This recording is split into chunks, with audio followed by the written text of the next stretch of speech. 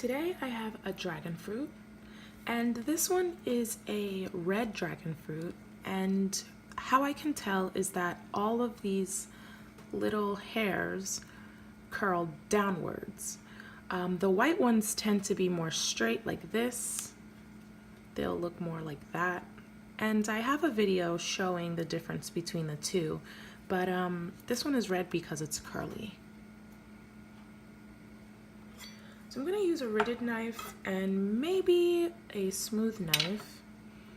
And I'm going to actually slice it long ways today. Usually I slice it horizontal, but I'm going to do it vertical. And there you go. So for this half, I'm going to try to make some slices. And a dragon fruit really tastes like a kiwi minus the tang. It looks extremely overwhelming, but the taste is actually very underwhelming.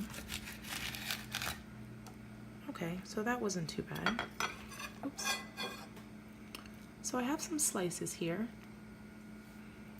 And I'm probably going to save these for a fruit plate. The ones that broke, I might use them for other things. So, actually I'll use this one. The skin virtually peels off. You can peel it right off, you don't even have to cut it. And then you have your slices, and this, of course, you throw out.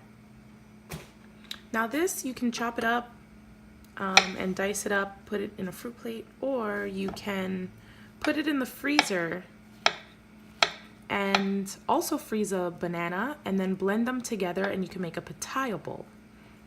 Or patilla bowl, I'm not sure how to pronounce that. And that's it.